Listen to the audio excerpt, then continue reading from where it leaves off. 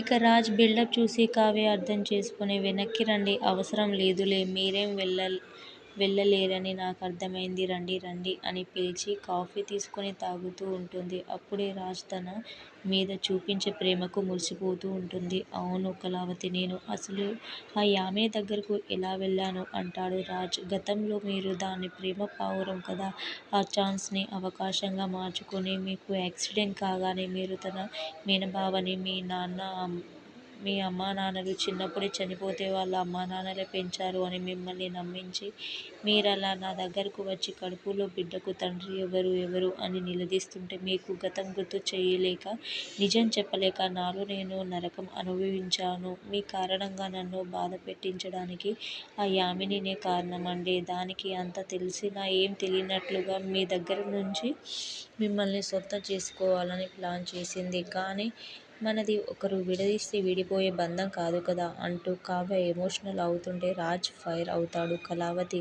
ఆ యామినిని నేను వదిలిపెట్టను, చంపేస్తాను అని అక్కడ్నుంచి ఆవేశంగా బయలుదేరుతాడు.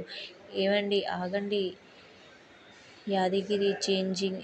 ఇక రాజ్ ఆవేశంగా వెళ్ళడంతో కావ్య ఏవండీ వద్దు అండి అంటూ వెనక్కి పరుగులు తీస్తుంది. రాజ్ ముందు కార్లో వెళ్ళిపోతే మన కళావతి ఇప్పుడు చేంజింగ్లు చేసే మన డ్రైవర్ని యాదగిరిని పిలిచి కారు ఎక్కి రాజ్ కారు వెనకే చేంజింగ్ కూడా చేయిస్తుంది. అయితే మొత్తానికి రాజ్ యామిని ఇంటికి వెళ్ళిపోతాడు కారులో. కావ్య కూడా వెనకే వెళ్ళి పరుగున రాజ్ ని ఆపుతుంది. అయితే పైనుంచి చూస్తుంటారు యామిని వైదేహీలు. ఏమండీ ఆగండి, ఇది కరెక్ట్ కాదు, ఈ ఆవేశం వద్దు అని కావ్య బతిమాలుతూ ఉంటుంది. రాజ్ వినకుండా ఉంటాడు. నిన్ను బాధపెట్టిన దాన్ని వదిలిపెట్టాలా? నో నెవర్ అంటూ లోపలికి నడుస్తాడు రాజ్. వెనకే కావ్య కూడా వస్తుంది. అయితే అంతా విన్న వైదేహి యామినితో, విన్నావుగా యామిని, రాజ్ చాలా ఆవేశంగా వస్తున్నాడు. ఈ టైంలో తన కంటపడటం మంచిది కాదు, నువ్వు దాక్కో, నేను నువ్వు ఇంట్లో లేవని చెప్పి మేనేజ్ చేస్తాను అంటుంది కంగారుగా. యామిని మాత్రం వినదు. రానివ్వండి మామ్, ఏం చెయ్యాలో అదే చేస్తాను అంటూ కిందికి నడుస్తుంది. రాజ్ అప్పటికే యామిని యామిని అంటూ అరుస్తూ లోపలికి వస్తాడు. రాజ్ ముందుకు వచ్చిన యామినిని కోపంగా రాజ్, నా జీవితంలోకి రాకు అన్నాను కానీ నువ్వు అని మెడ పట్టుకోబోతాడు ఆవేశంగా. వెంటనే యామిని రాజ్ ముందు మోకరిల్లి నన్ను క్షమించు రాజ్, క్షమించు అంటుంది. ఏంటి కొత్త నాటకం, నా భార్యకు నువ్వు చేసిన అన్యాయానికి నిన్ను క్షమించకూడదు అంటాడు రాజ్ కోపంగా. ఇక యామిని ఏడుపుని నటిస్తూ అవును, నేను అన్యాయం చేశాను, నిజం చెప్పాలంటే తనకు లైఫే లేకుండా చేయబోయాను, నేను చాలా పెద్ద తప్పే చేశాను, కానీ నన్ను ఏం చేయమంటావ్, నీ మీద ఉన్న పిచ్చి ప్రేమతోనే ఇలా జరిగింది అంటూ ఉంటుంది యామిని. నీకు దూరమైన నేను వ్యసనాలకు బానిస అయ్యాను. నాకు ట్రీట్మెంట్ కోసం వేరే దేశం పంపించారు. కానీ నాకు నువ్వే కావాలనిపించింది. తిరిగి వచ్చి నీ జాడ తెలుసుకున్నా, నీ వెంట పడ్డాను. అప్పుడే నీకు యాక్సిడెంట్ అయ్యింది, గతం మర్చిపోయావు అని డాక్టర్ చెప్పడంతో దాన్ని నాకు అనుగుణంగా మార్చుకున్నాను. కావ్య చాలాసార్లు చెప్పింది మాది జన్మజన్మల బంధమని, నేనే వినలేదు. కానీ నువ్వు కావ్య కడుపుతో ఉన్న తననే పెళ్లి చేసుకుంటాను అన్నాకే అర్థమైంది మీది నిజమైన ప్రేమ అని. మీ ప్రేమ ముందు నేను గెలవలేను అని, అందుకే తప్పుకోవాలి అనుకున్నాను. కానీ ఈలోపే నీకు గతం గుర్తుకొచ్చి అంటూ ఏడుపును నటిస్తూ చెప్తుంది యామిని.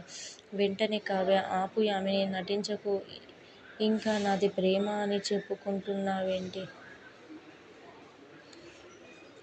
అర్థమవుతుంది నువ్వు నటిస్తున్నావు అని అంటుంది. నువ్వు ఎంత కన్నీళ్లు పెట్టుకుని నటించినా నేను నమ్మను యామిని అంటాడు రాజ్. దాంతో వైదేహి లేదు అల్లుడుగారు, మా బేబీ అని చెప్పబోతూ రాజ్ కంటి చూపు అల్లుడుగారు అన్నందుకు కోపంగా చూస్తాడు. రాజ్ కి భయపడి లేదు రాజ్, మా బేబీ చెబుతున్నది నిజం, తను ఇప్పుడు పూర్తిగా మారిపోయింది అంటుంది.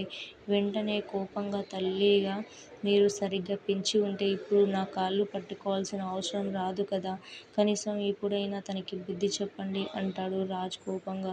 చూడు యామిని, మాకు శ్రీశైలం వెళ్తుంటే దారిలో అనుకోకుండా యాక్సిడెంట్ అయ్యింది అని ఇప్పటిదాకా అనుకుంటున్నాను. కానీ ఆ యాక్సిడెంట్ కారణం నువ్వు అని కానీ తెలిస్తే నిన్ను, నీ ఫ్యామిలీని వదిలిపెట్టను అంటూనే కావ్య దగ్గరకు లాక్కుని భుజంపై చెయ్యి వేసి తను నా భార్య, తనే నా జీవితం కూడా, కాళ్ళ మీద పడ్డావని కనికరించి వదిలేస్తున్నా, ఇంకోసారి తన